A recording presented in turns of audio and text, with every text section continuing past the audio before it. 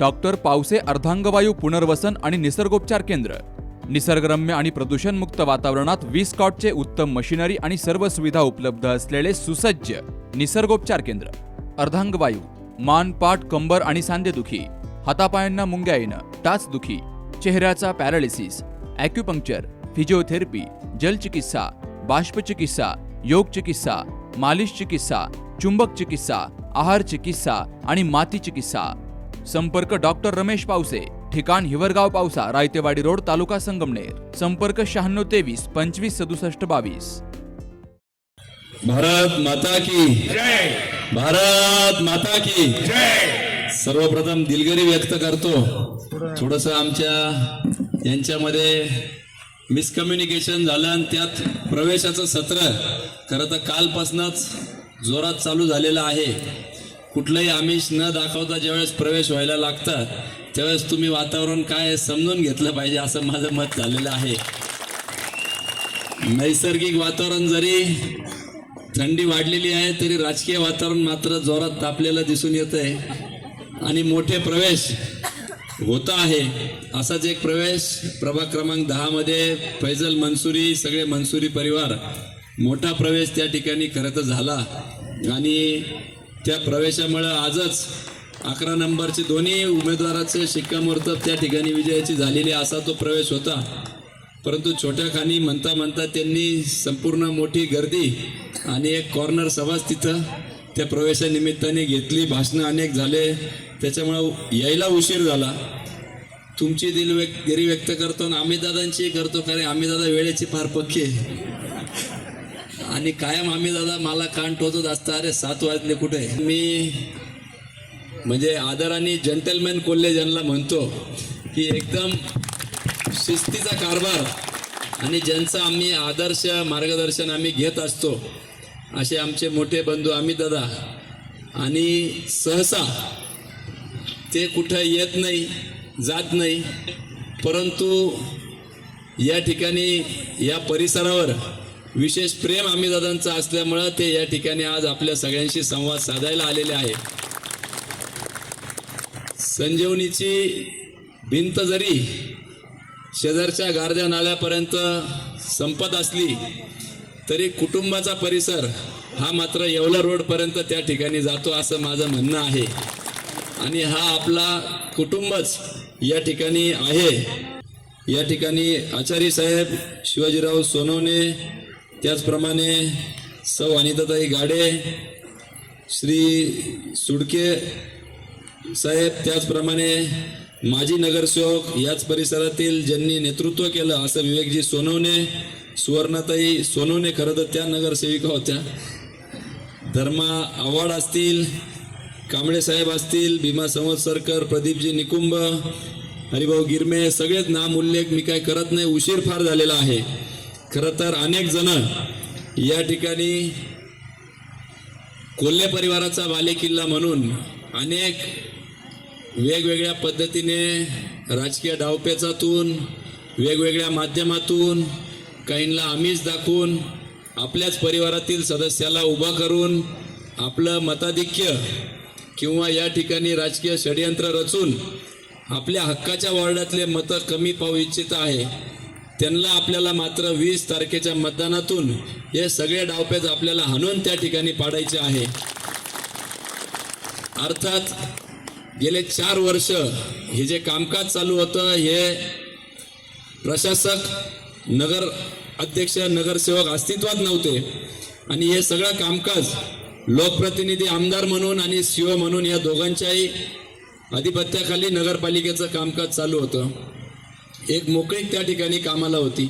त्याच्या आधी 5 वर्ष नगरपालिकेचे नगरसेवक अस्तित्वात होते, नगराध्यक्ष अस्तित्वात होते, परंतु आपणच सगळ्यांनी, आपण म्हणजे ह्या भागाने नाही परंतु शहराने 20 नगरसेवक आपले निवडून दिले आणि नगराध्यक्ष मात्र दुसराच निवडून दिला आणि ते सगळा कारभार ज्याला बोली भाषेमध्ये घोडाबैल असं म्हणतो, त्या घोडाबैलसारखा कारभार आपल्या 5 वर्षामध्ये झाला.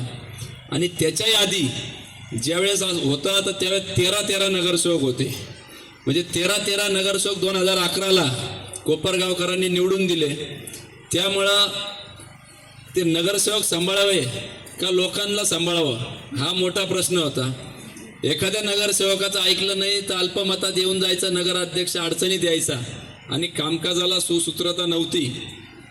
परंतु 2011 ते 16 नंतर 2 वर्ष 14 ते 16 आदरणीय ताईंना या ठिकाणी आमदार म्हणून आपण सगळ्यांनी प्रथम महिला आमदार म्हणून निवडून दिलं आणि एक विकासाची गंगा संबंध कोपरगाव शहरात किंवा तालुक्यात आली. आणि 2 वर्ष ऐश्वर्याताई सातबाई असताना आपल्याला काम करण्याची संधी या नगरपालिकेमध्ये मिळाली.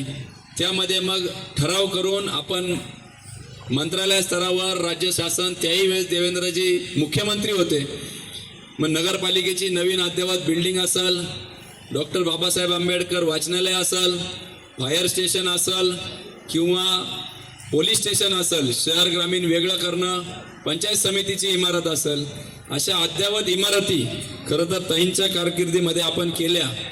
आणि दुर्दैवाने 16 नंतर नगराध्यक्ष वेगळ्या विचाराचे, नगरसेवक वेगळ्या विचाराचे आले. तरी पण या ठिकाणी विवेक भाऊ असतील किंवा विजूभैया असतील किंवा माजी नगरसेवक आपले बापू पवार असतील, सूरज या ठिकाणी आहे, खरं त्यांनी देखील चांगलं काम त्यांच्या 13 असताना जरी असलं तरी भांडून, मला आठवतं स्वतः बापू असतील, त्यांच्या सौभाग्यवती असतील, हे नगरपालिकेमध्ये नगरसेवक सीओच्या समोर जाऊन विभागाच्या प्रश्नांसाठी भांडायचे, ठिय्या आंदोलन करायचे. विजूभैया असतील, विवेकराव असतील, या ठिकाणी चांगल्या पद्धतीने प्रयत्न करून काम केले. परंतु विजूभैया काही प्रमाणात कामं आपले या ठिकाणी राहिलेले, हे आपण प्रामाणिकपणे मान्य देखील केलं पाहिजे. तरी ते सगळे पुढच्या 1 वर्षभरामध्ये करून देण्याची जबाबदारी ही मी स्वतः त्या ठिकाणी घेतो. आपल्याला आपल्या परिसरातील कामं त्या ठिकाणी मार्ग करून लावायचे असतील तर आपले सगळे उमेदवार आपल्याला त्या ठिकाणी निवडून द्यायचे आहे.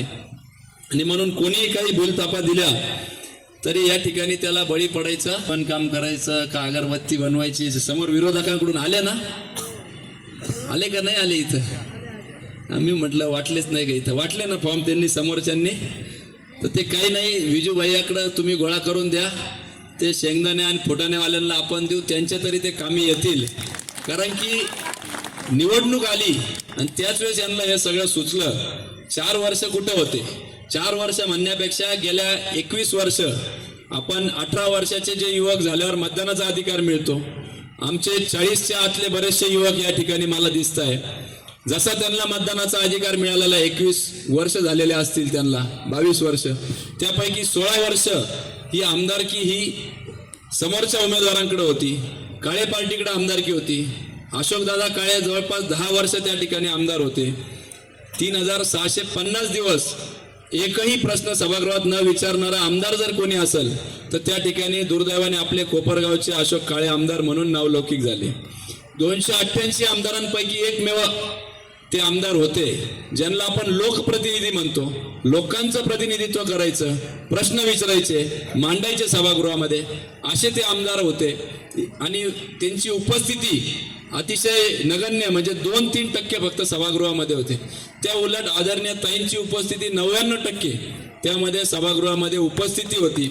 आणि प्रामाणिकपणे ताईंचा प्रवासच महिला मंडळ ते विधिमंडळ असा राहिलेला आहे. त्या ठिकाणी काम केलं.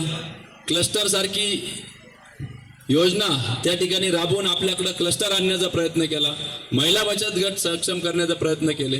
दिवसाला पाणी मिळावं यासाठी अतोनात प्रयत्न केला. परंतु काही विघ्न संतोषी लोकांनी श्रेयावादापाठी कोर्टात गेले आणि त्या ठिकाणी ती योजना आपली थांबली गेली. 5 नंबर तळानंतर आपणच ठराव केलेला होता. 5ही तळ्याची जागा स्वर्गीय कोल्हे साहेबांनी घेऊन ठेवलेली होती. त्यांच्या वारसांना ज्यांनी जागा दिली त्यांना संजीवनी उद्योग समूहामध्ये नोकरी आपण दिली. परंतु त्या ठिकाणी 125 कोटी रुपये खर्च होऊन देखील आज काय परिस्थिती आहे तर माहितीच्या अधिकारामध्ये मिळालेली माहिती अशी सांगते की गेल्या 4 वर्षामध्ये 63 दिवस, 58 दिवस, 68 दिवस आणि आत्ता गेल्या 10 महिन्यामध्ये 64 दिवस फक्त आपल्या इथं पाणी आलेलं आहे. म्हणजे अशा पद्धतीचं 125 कोटी रुपये खर्च करून देखील आपल्याला 60-70 दिवसच पाणी वर्षभरामध्ये आलेलं आहे. त्या उलट आज संगमनेरमध्ये जर गेलं तर 365 दिवस त्या ठिकाणी पाणी येतंय.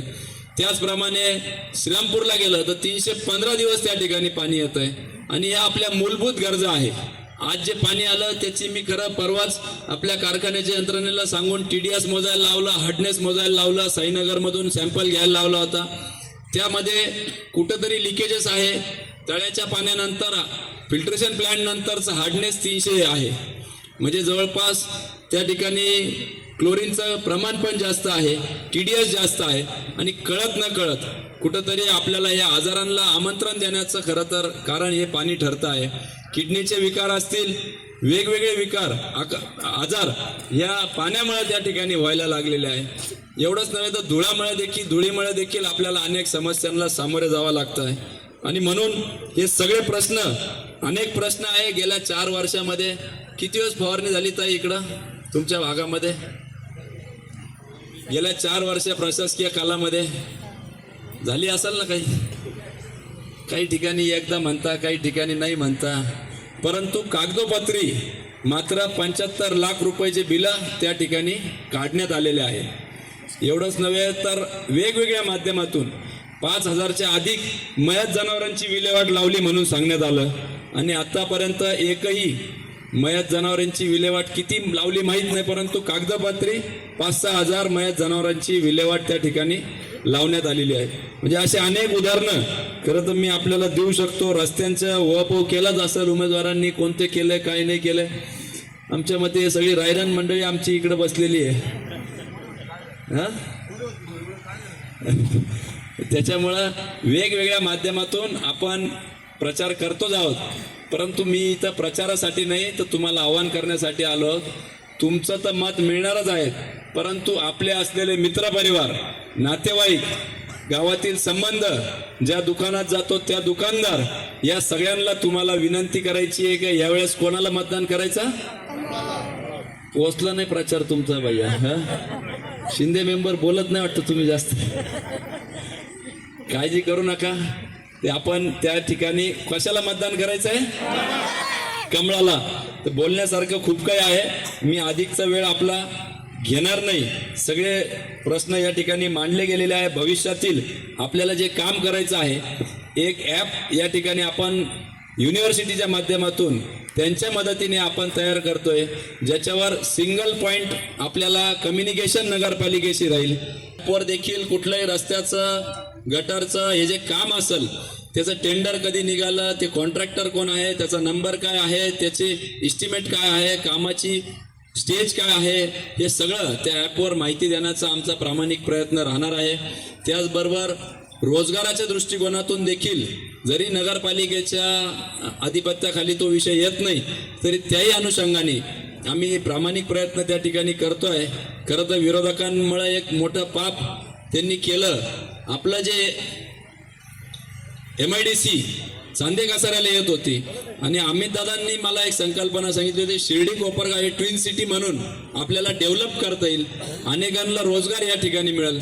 परंतु एक राजकीय आकाशापोटी, श्रेयवादापोटी आजही यूट्यूबवर अवेलेबल आहे, त्यांनी विरोध केला आणि ती आपल्या तालुक्यातून वैजापूर त्या ठिकाणी गेली. तरी त्याच्यासाठी देखील मुख्यमंत्र्यांनी आपल्याला शब्द दिलेला आहे. आणि म्हणून मुख्यमंत्र्यांनी अनेक प्रश्न सोडवण्याचा शब्द दिलेला आहे. लोकसभेला आपल्याला कमळ चिन्ह त्या ठिकाणी नव्हतं, तिथं आपल्याला मतदानाचा अधिकार, कमळ नव्हतंच म्हणजे त्याच्यामुळे तिथंही कमळाला आपल्याला मतदान करता आलं नाही. चिन्ह उपलब्ध झालेलं आहे. त्यामुळं समोरच्यांना उपमुख्यमंत्र्यांचं ऐकून आमदारकीला आपण त्यांना मतदान केलेलं आहे. परंतु आता मुख्यमंत्र्यांनी आवाहन केलेलं आहे की मी विश्वासनामातील सगळे जे काही आपण घेतलेले आहे ते पूर्ण करण्यासाठी कटिबद्ध आहात. तर त्याकरता त्यांचे हात बळकट करायचे, पर्यायाने कोल्हे परिवाराचे हात बळकट होणार आहे. 1.5 महिन्यात ते 2दा आपल्या या कोपरगाव नगरीमध्ये येऊन गेले. 288 मतदारसंघ असताना आपल्याकडेच त्या ठिकाणी त्यांनी 30 सभा घेतल्या, त्याच्यापैकी 2 म्हणजे आपल्याकडे 1 दिली. त्याच्यामुळे विशेष प्रेम त्यांचं कोल्हे परिवार आणि आपल्या या कोपरगावावर आहे. फक्त एक काम करण्याची संधी आपल्या सगळ्यांना त्यांना द्यायची आहे. आणि येत्या 20 तारखेला आपण कोल्हे परिवार असेल, भारतीय जनता पार्टी असेल, देवेंद्रजी असेल, यांचे हात खऱ्या अर्थाने आपल्याला बळकट करायचे आहे. बोलण्यासारख्या खूप काही गोष्टी आहे, मी फारसा वेळ घेणार नाही.